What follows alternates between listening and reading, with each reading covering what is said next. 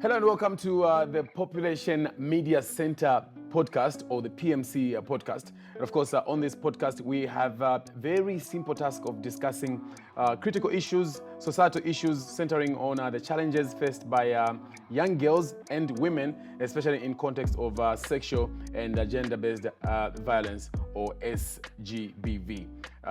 Health, education, and family. So the discussion aims to raise awareness, provide solutions, and foster an environment of hope and empowerment. Now, to help me discuss, these very serious issues, I have my very special guests. Okay, one of them is in the studio, the other one is joining us, online. And of course, I'll just, give you just a bit about my guest before I actually bring them on. So in the studio, we have Dr. Kunda. She is a medical doctor, public health specialist, and wellness expert. She is also a family and health influencer who shares her perspectives as a mother and a professional, inspiring others to live their highest potential through the power of positivity and perseverance. Dr. Kunda, welcome to the show. Thank you so much, Showstar. I'm privileged to be here. Thank you so much for making time. We really appreciate it. All right. Also, our guest joining us online is Dr. Namunji Matale. She is a dedicated medical doctor and a trainee public health practitioner, passionately advocating for dissemination of accurate and digestible health information for better health outcomes in the general citizenry. Dr. Namunji, thank you for making time for us today. It's such a pleasure to be on with you guys. Thanks for having me. Thank you. So we have, for people just that are joining us, we have eight topics to discuss. The first one is predatory behavior. The second one is parental pressure on marriage. Number 3 is reporting SGBV. I gave you information about that one. The fourth one is education on early marriages. Number 5, providing moral support. Number 6, HIV awareness. Number 7, family planning. And the last one would be antenatal care. So I'll start with Dr. Kunda, and obviously I'll be able to share the question with Dr. Namunji. On the first topic, predatory behavior, how do societal factors enable or normalize predatory behavior towards young women? Okay, so when we talk about predatory behavior of older men towards younger women, it's really firstly a cultural issue. So it's about what does society perceive it to be. And the truth is, in our society here, local Zambian context, right? A lot of the blame is actually put on the younger girls. When older men show that predatory behavior, the first thing people will ask is, oh, how was she dressed? Instead of addressing the issue that this older man, an adult, is sexualizing a minor, and that should never be the case. That is illegal. That is a crime, and it should be treated as such.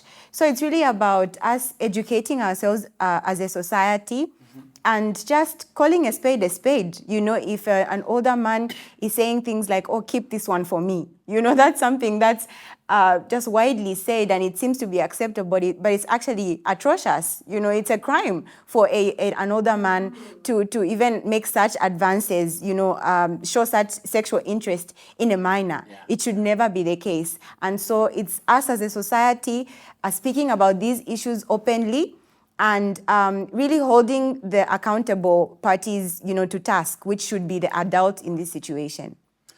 Dr. Kunda, you mentioned something very, very important. Most people use maybe the dressing as an excuse, like, no, how was she dressed? Shouldn't maybe young girls also be mindful of how they present themselves? Well, there's definitely a place for modesty, Of course, people have different values. As a Christian, of course, I would advocate for modest dressing. It's never okay, despite the age. It's not about someone being a minor or an adult.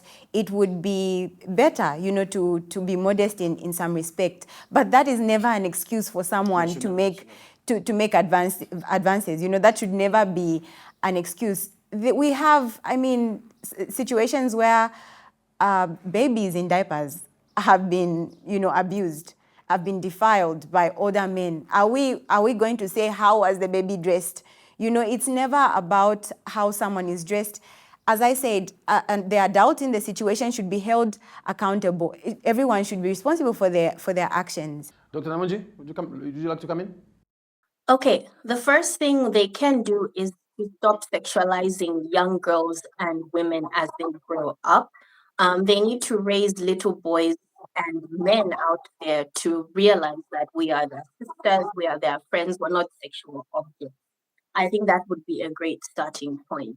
And then, secondly, cut back on certain cultural practices and traditions that promote predatory behavior of elderly men on younger children. Let's not normalize things where big men can be calling little girls my wife, my wife. Like, let's do away with such practices. We're not saying let's throw away our cultural heritage, but the parts that are harmful, we can completely do away with as well. Whose responsibility is it to be able to educate families on harmful practices of our culture?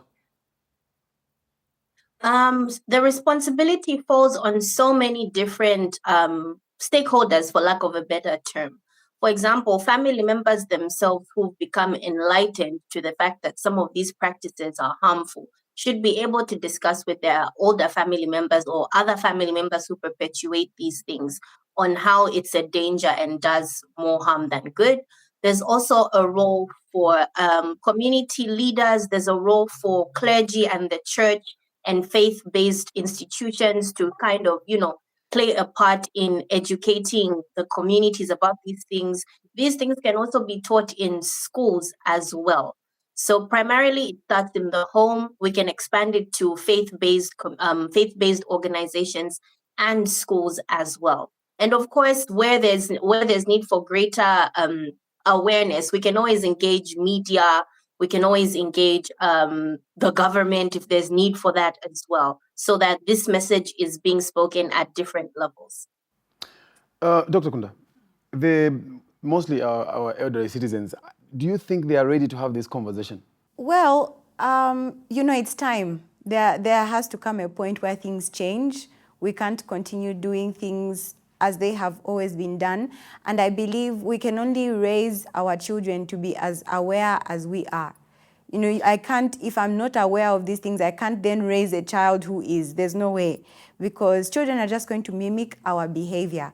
So it's our responsibility as parents. As a parent, it is my responsibility to educate myself, to raise my level of awareness. I believe every generation should be going a step further in making the world a better place, in all levels, and especially this one, where we're talking about protecting young girls. And so as a mother, it's my responsibility to do better than the people who came before me, so that my child is more aware. So I think they may not be ready, but it is definitely time. She's pregnant. Chichi, who's responsible for this? Huh? His name is Mapalo. Mapalo. So this boy, what does he do? How old is he? Huh? He's 25, doing the.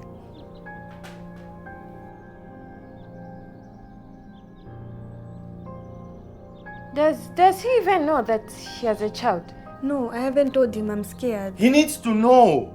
He can't walk away from this. He needs to marry her. He has to pay for damage.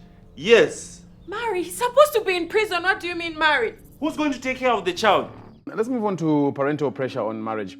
Why do some parents push young girls into early marriages, especially after pregnancy? So again, it's a cultural thing. I think a lot of the stress is placed on what is it going to look like to other people if this young girl is pregnant and not married. And in that context, people forget that the person they want to get married is actually a minor. This is someone who should be in school and getting an education so that they can have a better future. So in that situation, I think it's really important for society to let go of how things are perceived from the outside and start to worry more about the child, who is actually the victim of abuse in this situation, because that's what it is. Yeah. I mean, what kind of marriage is going to come from, an adult who molested a minor? How can that then be a union to raise a child? What are we promoting in this case? This is not healthy, in any way for anyone involved. So I think it's time to let go of how things look and start to concentrate on how things really are, so we can protect our children. How much does the economic status of the family play in such roles? It plays a huge role because, of course, in that situation, you find the child could be from a home that's already struggling, and then they're thinking we add another mouth to feed. The child is dropping out of school. What's going to happen economically in this situation? And they may think that marriage is the solution, but it's really not. I mean, we have a lot of examples in society where things like that have gone horribly wrong. These children enter these abusive relationships with people who abuse them to begin with, and it's never a positive outcome. So we need to, first of all, empower ourselves, of course, economically, and even going forward, that child should not drop out of school for good. After the child is born, help must be sought for these victims, because these children are victims of abuse, and to get back in school so that things look better economically in the long run. What's this? Oh, you went to the hospital? They said I'm pregnant.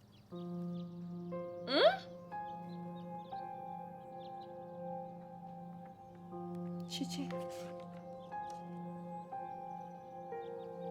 You're only 15.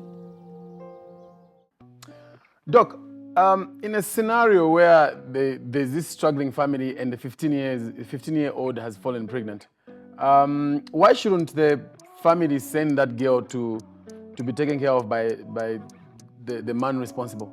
Because obviously it's a struggling family already. How do we sort that one out?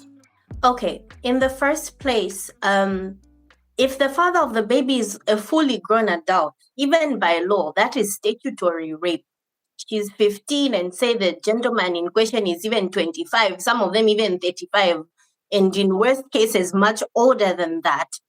It stops being a family issue and becomes a police case. The sad reality is matters of abuse are being treated as family matters that are sorted out in a kangaroo court in Bambuya's living room somewhere, when it's a police case at the end of it, because like Dr. Kunda said, one person is the whole adult in this situation and another is a teenager or a child.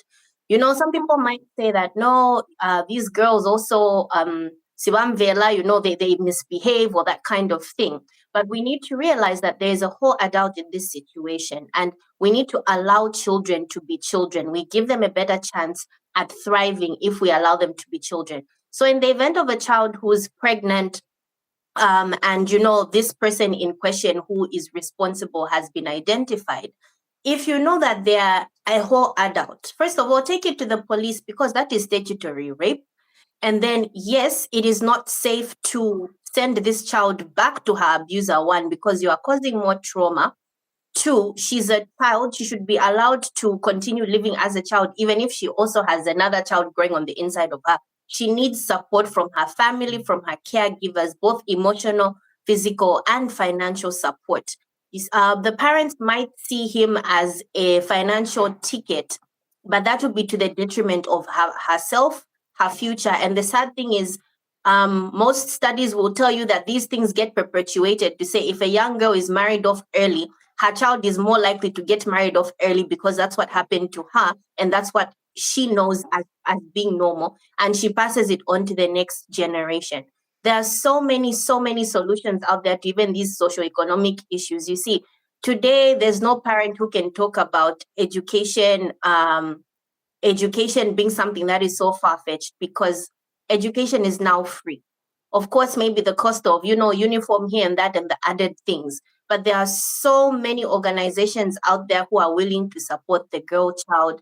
And it is not an excuse enough to say we are hungry, we're selling her off to this big man who's going to give us 2 cows and, damages in the name of a meal ticket for this child. Doc, still on the same issue. It's a bit complex because this is a struggling family, and then now there's another child which is being added to the family, which also means more expenses that need to be sorted out by the family. What is the way forward for families like that? There's definitely a role for economic empowerment, needed to help such families. But then again, I think as we raise our level of awareness, our level of education as a society, we have to set our priorities right. It is not right to sell off a child to get money in exchange.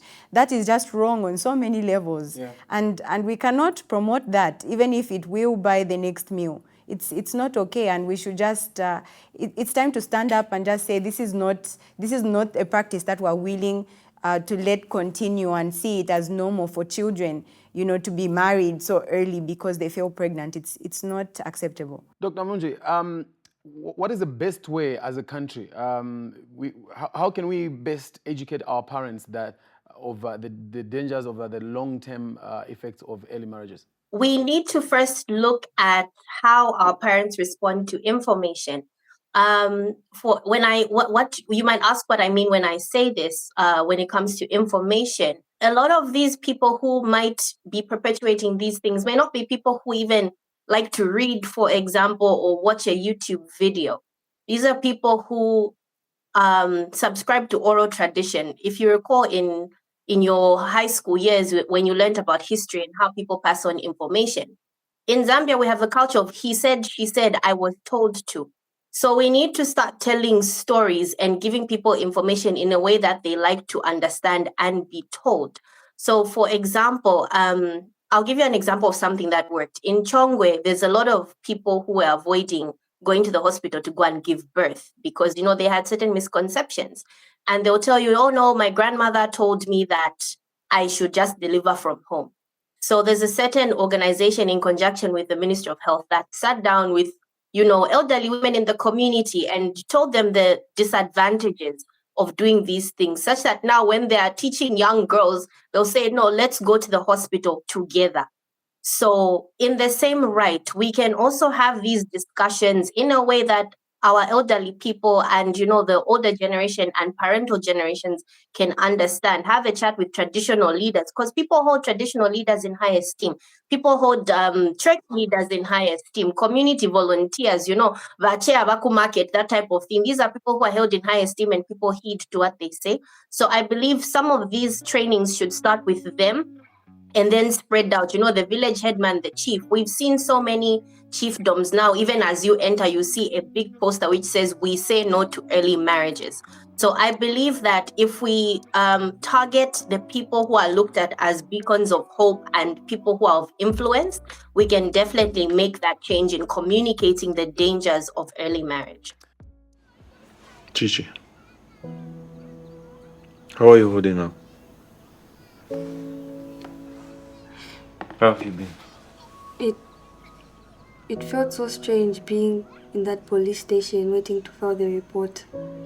I honestly didn't think I could do it. But that's the thing. You stood up.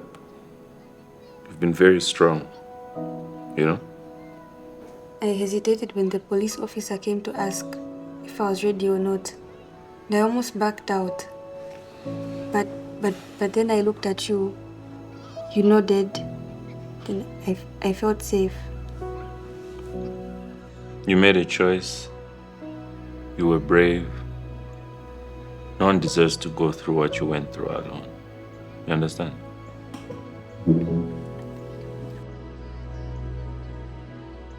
But it still feels very overwhelming. Thank you for being there, Cello.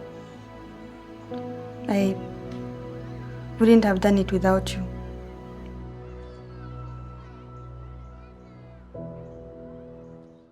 let's move on to reporting sexual and gender-based violence.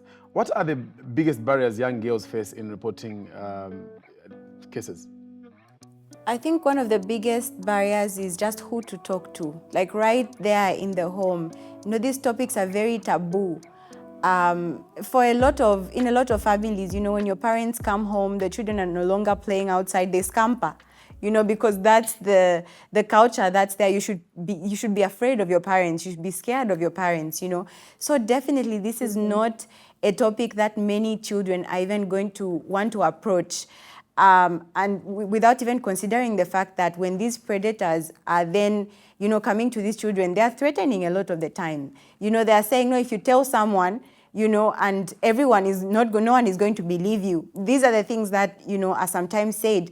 They may be saying, I'll do this to you, or everyone will think, it was you who was wrong, So already the child could be, first of all, afraid, feeling some type of shame or guilt about what happened to them. So it's really starting from the home and what environment is there in the home. A home should be a safe place, for a child to say, whatever happens to me, I know I can go to my mom. I know I can go to my dad. If that is really the general feeling, it would be very difficult for someone to then convince a child to say, don't tell your mother what happened to you. If truly they feel that you are someone, they can come to. So it's really about how we raise our children, our relationships with our children. That's one. And what really affects this is the feelings that we ourselves as adults have about some of these topics. Yeah. As I said before, I had said we can't raise children who are more aware than we are. Yes. If I'm uncomfortable as an adult talking about some of these things, there's no way I can, raise a child who is comfortable talking about some of these things. I remember, growing up, I had some questions, I had questions that I unfortunately felt I couldn't ask. And it wasn't even anything complex, just things about my own body. Yes. But every time I would bring out these questions, it's like I was saying something wrong. I mean, I couldn't ask about things that were happening to my body. My body is changing. I was just met with this wall of silence. And it was very confusing, I can tell you that. It was quite confusing. So that situation now, I can't even imagine in a situation of abuse, how difficult it would be for a child to bring that out if you're not comfortable with a parent. So it's how we are ourselves are about these topics as adults, and then what information are we then, passing on to children? Are we passing on our shame, to them, to also be ashamed of their bodies? And I mean, God forbid something like abuse even happens. What do they say then? Yeah, because Doc, I've come across cases where a child has been, victimized, and the parents or the people start blaming the child, like, no, you're probably the one who, it's your fault that these things happen. But like, I'm a victim here. So, like you said, we need to put our children in a space where they can know that they can talk to us. Absolutely, that's very important. How can the police and community better support the survivors? When it comes to supporting survivors, first of all, the community, like I like to start again with, the community is at different levels. It starts with family, it moves to the neighbors, and a selective area, and then society as a whole. So we need to start by, like Dr. Kunda said, talking about these things as if they are not a taboo. And then secondly, we also need to, like she said, make ourselves aware. And like I mentioned earlier, these matters of abuse and sexual violence towards women and girls is not a family issue anymore. And we need to change our perception from it being a family issue to it being a police case. As you talk about victim blaming and victim shaming, there's often that there's a lot of things that we hear, even when you deal with these cases in the hospital, where they say, no, how can you report him? He's your uncle. He should have remembered that he was your uncle when he was abusing you. So we like to focus on protecting the predators. And that's one of the biggest barriers to these things even going to court or being dealt with the police, protecting predators. We need to stop it. When an adult man inappropriately touches or abuses or molests a young girl, take it to the cops. And also, when it comes to what's in place to support victims, there's so many resources out there that are available. For example, if you need a place outside of home where you need to report these things, a lot of hospitals and certain health facilities actually have what they call youth-friendly spaces, where there are community workers who are waiting to just even have a chat with you about anything and everything. And if you want to report and get comfortable with your community worker who's at this youth-friendly space, you can actually go there and have a chat and report them. Also, major hospitals have what they call a one-stop center for GBV. They call it one stop because it has everything. There's a police officer who is attached to this hospital health facility who can help with recording the case itself. And then also you get counseling attached to this health facility. You get medical services because we know that this person who's been sexually assaulted or violated is at risk of one, getting STIs, two, actually having physical injuries which could be life-threatening because of the same assault. So in this one-stop center, you have everything, the testing facilities, the medical facilities to treat any injuries there, and then collection of any physical evidence, as well as police officers and counselors all in one center. So if you know people out there who've suffered abuse, ask them to go to the nearest health facility and ask where the one-stop center for GBV is. I'm hearing about the one-stop center for GBV just now. I really pray that we can do so much in terms of telling the masses out there that there are one-stop centers in health facilities so that people can get a lot of help. I want us to move on to the education and early marriages. Dr. Kunda, how does early marriage impact the education of young girls? Yeah, so early marriages will fundamentally, a lot of the time, if not all the time, stop education altogether, because once this child enters this marriage, they then have this whole new set of responsibilities. She has to take care of her home, she has to care for her husband, and she has to bear children now. So school fundamentally just ceases altogether. And for a lot of these girls, they never actually go back to school. So early marriages definitely is a threat to education of young girls.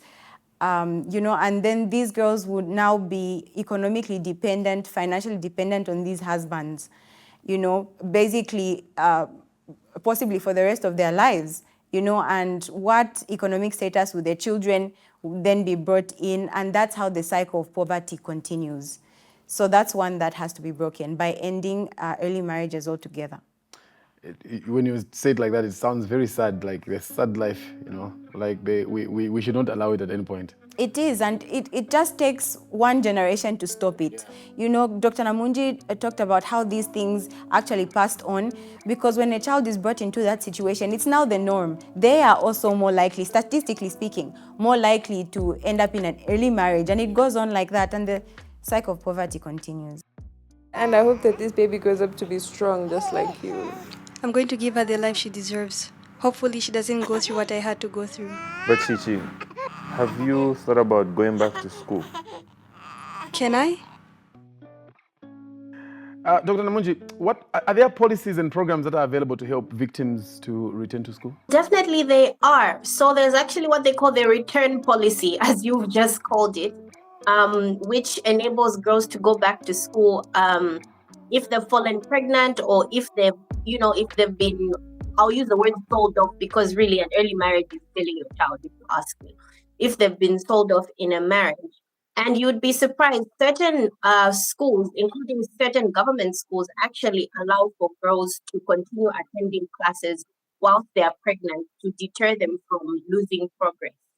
And then they only leave school after they've delivered the baby. So yes, there are policies that enable them to return to school. And on top of that, the law, the constitution of the land actually forbids early marriage. It is a crime. And though the parties involved are actually supposed to be arrested. So it's important for us to put out a lot of awareness and information about what's actually on the ground in terms of what people are allowed to do and why we're not allowed to do and why they shouldn't do it. So there are several return policies that allow girls to go back to school Even if they're pregnant, there are certain schools that allow them to go back. And then there's also a lot of women's organizations that support girls who have been victims of violence, whether it's in the form of being married off young and the like. Some of them include women in law in Southern Africa. Others are also Women for Change. Others are Faweza. And then there's specific organizations that even streamline to say they'll give scholarships for girls who want to pursue certain things like science and mathematics, like, Faweza and the like. So there's policies in place, there's organizations in place. And you know what? If there's one part of our government that people don't realize is such a resource, is social workers. Social workers actually have a lot of the answers to these issues that young people face every single day. So if in the event that, you don't know where to find your local social worker, my best bet is go to the hospital. That is the one place where you will always find a social worker, and also find a youth-friendly space in your community at the community health centers. There's always social workers there who can actually show you what community-related organizations and policies can support your situation.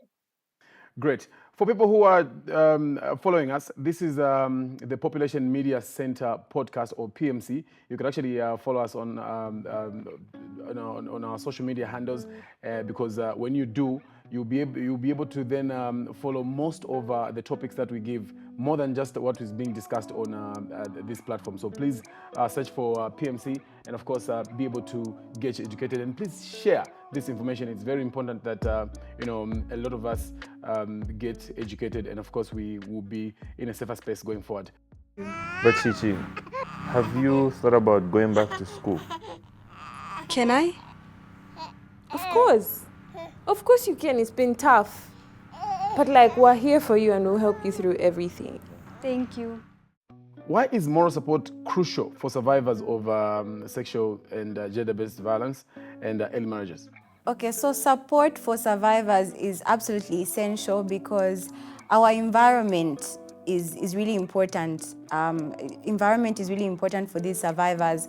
And when we speak about environment, we're really talking about the people surrounding them. There's a lot of stigma that can be, directed towards a person who has experienced abuse, a young child who has experienced abuse in the form of blame. And if this is the environment that this child is then in, it's detrimental to their mental health, it's detrimental to their development in all areas of their lives. So having that family support, society support, friends, the people surrounding them really are vouching for them and letting them know, look, this was not your fault. First of all, you were a victim of an adult who should have known better, and you are not to blame for this. That's very important information for a child to have at that point in their lives to help them to really move on from this situation in the best way. Great. Dr. Namunji, what are the practical ways that families and communities can offer this support? Okay. The first practical way, to be honest, is reassurance that they are going to protect this child from the predator. And not only can you reassure in your speech, but it has to be in your actions. It should, like I mentioned earlier, it shouldn't be a family meeting to say, oh no, how are we going to deal with this predator? Where there's need to take people to the cops, take them to the cops and don't withdraw. The unfortunate thing is so many cases of sexual violence that are reported are withdrawn. So you find that the person who's responsible is never taken to court and doesn't suffer the consequences of violating this young girl. So I would say it starts with talking, emotional support, connecting them to people who can talk to them in case the child is uncomfortable with talking to the people at home. Like I mentioned, there's so many services that are available at hospitals for things. And then also in your actions, most importantly, you need to continue to reaffirm this child to say, we are for you, we are going to support you. When they go to the police, be with them. When it's taken to court, be with them. Even in the outcome of the court process, be with them. continue encouraging them that they have a future even outside or in spite of the situation that happened to them. Faith-based institutions and the church play a big role in rehabilitating as well. Doc, what we've seen where we're coming from is if maybe a girl falls pregnant, most of the time families distance themselves and say you're on your own. Tsumvela, and whatnot. We probably need to do better in terms of telling parents on how they can react to some of these situations, because some of these things, they've already happened, and now you need to stand together as a family to see how you can move forward. For sure. As you say that, we need to factor in that this child is also about to have a child. So you have 2 children.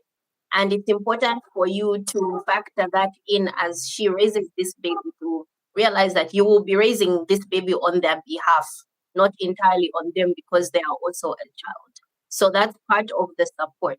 Great. Dr. Kunda, you want to add something? No, I think that's precisely right. That's 2 children now, and the responsibility again has to be a family thing, because a lot of the time, the victims' parents may want to wash their hands of the situation and say, no, this is on you now. But then, and that's what even causes things like children dropping out of school, because who will care for the baby if she goes to school? Yeah. But if there's, adults there who are able to say, look, you need to go back to school, so let's help you. We can take some of this load, if not taking most of it, because as we said, those are 2 children now. Yes. All right, I want us to move on to HIV awareness. I'll start with you, Dr. Namunji. How important is it for young couples to get tested before marriage or starting a family? I cannot emphasize just how important it is for them to get tested. Let's not even talk about before marriage. Let this be something that you actually discuss in the early stages. For example, if you know you are a person living with HIV, it's important to disclose this to your partner at the very beginning so that it's not a surprise. And then if both of you might not be aware of your HIV status, these are such important topics to know from the very beginning, because the unfortunate thing is we live in an era where people are more comfortable with being in the unknown up until a time that it calls for it to be known. So I would encourage people to get tested and get tested together. Don't go into your marriage not knowing when you could potentially infect your spouse. A lot of people, Dr. Kunda, have been in this situation where you meet this gentleman or this lady and you feel you love them, so you don't really even prioritize the issue of having this conversation. Yeah, so there's a funny saying, well, I don't know if it's funny or not, but people do say, you get STIs from people you trust. Yeah. You get STIs, including HIV, from people you trust. It's not the stranger walking down the street. No, it's actually from people you trust. So it's very important to have those conversations, because, you can't tell by looking. So have the conversation and definitely get tested so that just know and get it out of the way and then proceed as needed. I've come across stories, especially on social media, where this person who knew very well and very much that they were positive, they go and infect someone, because maybe they were in a relationship or whatever it is, without telling them. Yeah, that's actually very unfortunate, and it's a crime. It's actually a crime to do that. You are supposed to disclose, not just for HIV, but any other STIs. If you know you have it, by law, you have to disclose that information to a partner. In fact, there's a clause actually, in the law that says that even a medical practitioner, in some cases, may have the right to tell your partner that you have a condition if you are not going to do that, if it looks like you're not going to share with your husband, for instance, that you have HIV. There's actually that. There's, of course, a lot of things attached to it, a lot of terms attached to it. But the point is, it's a law that you have to tell someone that you have a condition before you potentially infect them. Okay.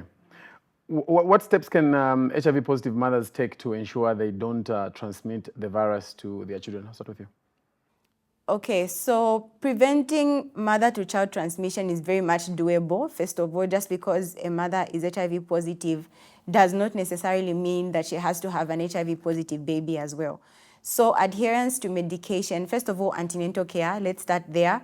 You have to be going for antenatal care visits right from the beginning. Ideally, you should actually start antenatal care, you should start prenatal care before you, as you are planning to conceive, is when you should start, so that your viral load is kept in check, because keeping it really low is going to prevent the chances of transmitting it after you conceive. And then even throughout the pregnancy, having those constant checks, adherence to medication is really important.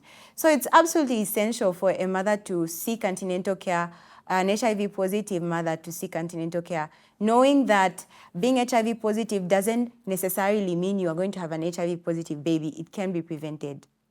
I think Dr. Kunda has highlighted the most important bits about adherence to medication, so that, keeps the viral load low. And then also, in the event that, the father of the child is alive and well and is very much available, let him also be a part of that antenatal journey. Antenatal is not for the mother alone. That we actually encourage people to go with their partners. I heard somewhere that when, like you're saying, if the father is available, if they go together as a couple to those antenatal checkups, I heard they're given priority. Yes, actually, you're allowed to jump the queues. It's a way of encouraging people to be going with their partners for antenatal. So when you go with your partner to the antenatal clinic, you'll be allowed to jump the queue at a number of facilities, just as a way of encouraging fatherly involvement. And also in the era of HIV positive moms, your partner can actually be your accountability partner, who can be reminding you to say, have you taken your drugs? Have you taken your drugs today? That way you don't forget, and you have him play a role in preventing this baby from catching the HIV. The issue of jumping the queue, we'll talk about the unfairness some other time, but I get the issue where you have to encourage couples to go for these checkups. It's really good. It's really good. Let's address family planning. What are the benefits of using long-acting family planning methods in today's context, Dr. Namunji? There are so many benefits to it. First of all, it reduces the number of times one has unplanned pregnancies. Unplanned pregnancies are not just in the context of, say, teenage pregnancies or women falling pregnant out of wedlock, but even in the context of a marriage, you can have quite a number of what they like to call oops babies. So long-term contraception actually enables you to plan even for your unborn children. You can plan how many children you want to have. You can manage your finances better, knowing fully well how many children you want to have. So really, it offers you choices. I would say the biggest advantage with long-term contraception is the ability to have choice over what happens to your body, how it happens to your body, when it will happen to your body. And, you can plan around your future. If you want to go to further studies, you can plan around that. Or if you need to stop because you want to conceive, you can plan about it. Things just won't happen anyhow and everyhow. Tommy, I know there are some myths and misconceptions about family planning, especially in rural communities. What can we do, Dr. Kunda? What can we do to dispel these myths? And also, while you're on it, maybe just mention some of the myths. Okay, so first of all, what we can do to dispel these myths is education. Even just having conversations like this and talking openly about it. And it's also encouraging women to go to healthcare facilities to seek the right information instead of getting information from grandma, because a lot of the time that's how these things happen. It's grandma saying, no, if you eat these leaves, then you won't get pregnant. But oops, it happens because there was no scientific basis to that, Yes. So going to the facilities, and these services, public facilities, actually free. There's no reason to not go. They're actually free. You get the information for free. You get the service done for free. So there's really no excuse for women to not go. It's just about making it a priority. And some of the things, I think, misconceptions, and I'll talk about a really common one, is things like weight gain. Now, hear me out. This is not necessarily a misconception, right? Because it does happen. Some forms of hormonal contraception actually cause weight gain, but I think there's a lot of misconception about how much weight gain, you can actually gain. Because when you look this information up, you'll find that it's not, it may not be normal or typical to gain like 20 kg in a year because of the form of contraception you're using. A lot of the time, there's lifestyle habits that are attached to that actually cause women to gain this much weight. But because of these misconceptions, people will actually stay away from using contraceptives and maybe, go for like natural methods, which of course have a lot of error attached to it, and have unexpected pregnancies because of that. So it's important to just educate ourselves. What are the real side effects of what I'm putting in my body? And if my body is reacting any other way, could there be something else maybe in my lifestyle? For instance, in the case of a weight gain, maybe it's I'm not exercising enough. Maybe I'm having too many calories, and I'm passionate about this because I advocate a lot for lifestyle modification. But this is one of the common misconceptions. Wonderful. Would you like to add something, Dr. Namunji? Yes, please. Thank you for highlighting those, Dr. Kunda. Some of the other misconceptions are that contraception makes you barren. And it is very easy to think that because you're like, if it's keeping me from conceiving, then it means I'll never conceive. So that doesn't necessarily mean that you will never conceive. With appropriate use of contraception, it just stops you from having babies for that time when you are using it, depending on the method that you are using. It doesn't mean that you are going to become barren.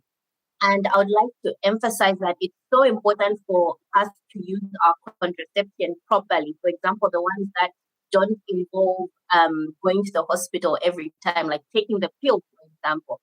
I've come across certain community myths and beliefs that, for it to work, you need to take more than one pill a day. You should be taking 2 for double action. You are going to alter your hormones the wrong way, and that's when things start getting messed up because you are not taking your contraception appropriately. So please use your contraception as directed by your healthcare practitioner. If they tell you take 1 pill a day, take 1 pill a day. Don't say, no, whenever use a bunch. Stick to 1 pill a day. Use the contraception the way you were taught how to use it at the health facility.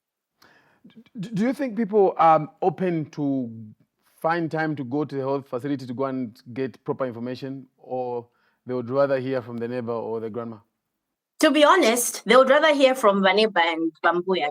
So I think we also need to engage Vaneba and Bambuya in teaching these practices so that, if someone doesn't go to the hospital, they can even hear it at the salon or at the market, as they are engaging in their daily activities.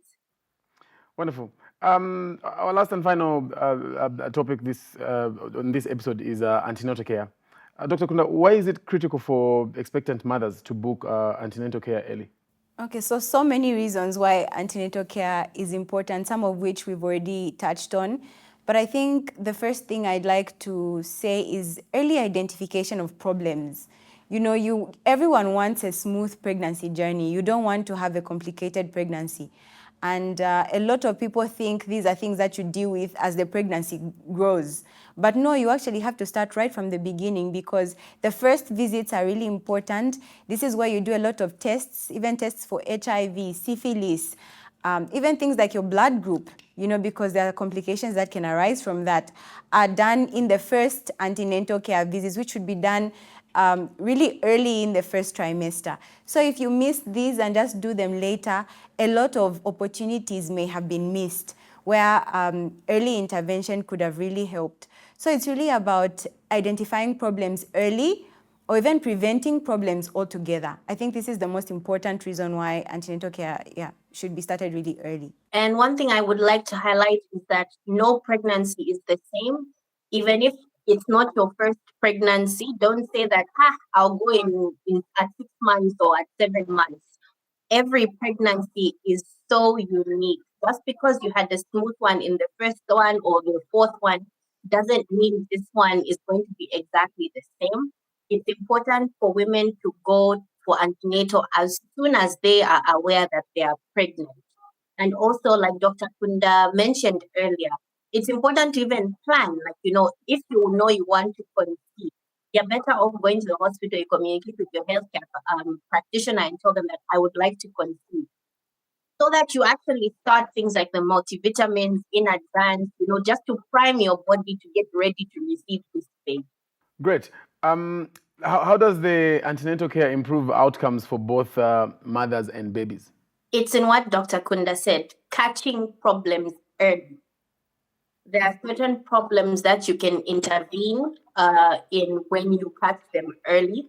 And then also identifying certain conditions, because you see with antenatal, there's no one size fits all. For a typical healthy pregnancy, it will be once a month, but then the number of times you see your antenatal care facility will increase as they're closer to delivery.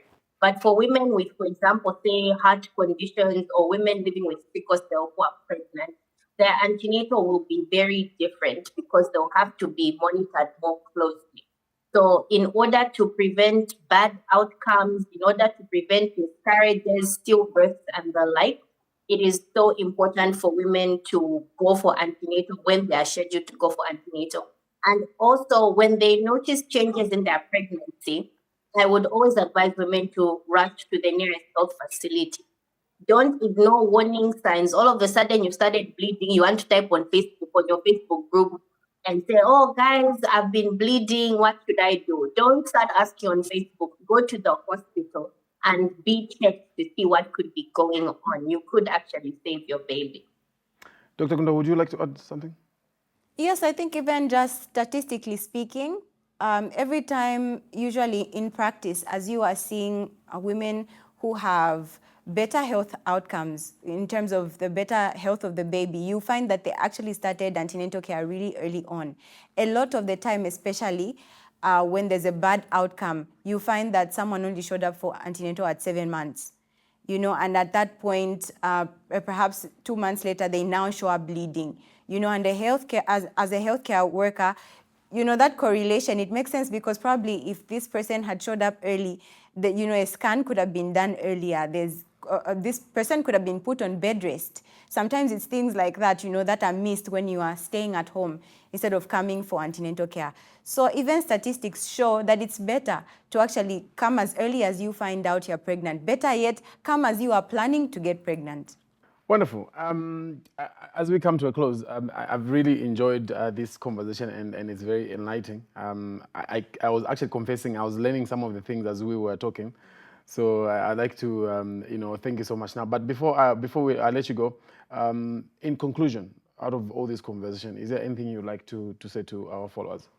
Yeah, I think we've discussed a lot of topics, all of them health-related, all of them very enlightening. We're bringing a lot of information to the public that I hope is useful. And I think the most important thing I would like to ask of people, even as they hear this, is just to be receptive. It's education, education, education. Be willing to learn something new. Yeah. Be willing to do things in a different way. When what we've talked about abuse and, stigma attached with that, protecting young girls and ending early marriages to contraception and family planning. It's just about, learn something else other than what you've been hearing in the community. Be receptive. Just hear this information and take appropriate action. So it's not enough to just learn. Mm-hmm. You have to do something about what you've learned. You have to do something about it. You have to show that the information has actually taken an effect on you. Great. Dr. Namunji, any closing remarks? I'll ride on Dr. Kunda's point of action. I would like to challenge men out there to be champions against GBV. Most times when we see people going for protests or speaking up on social media, majority are women. So we want male role models out there to teach little boys and their fellow men out there what it means to be a champion against GBV, a champion against rape culture, a champion against early marriages. So let's challenge the men to show what it means to be a better man. You know, you can count me in on that army. I'll be the first one. Awesome. So I would like to thank you so much, Dr. Namunji and Dr. Kunda, for this wonderful episode. You've shared so much. You have educated me. You have educated the young ladies. You have educated the parents, and you've generally just educated the whole nation so that we can do better as we move forward. Thank you so much. Thank you for having us. This has been lovely. Thank you. Wonderful. So, ladies and gentlemen, it's been the PMC podcast where we have discussed critical societal issues centering on challenges faced by young girls and women, especially in context of sexual and gender-based violence. We also touched on health, education, and family planning. So I really hope you have picked on one or two. The specialists have said that it's not enough just to hear this information. You need to go out there and do something about it. Also, the men, a challenge has been thrown at you. Please take charge. Until next time, I am Showstar. It's bye-bye for now.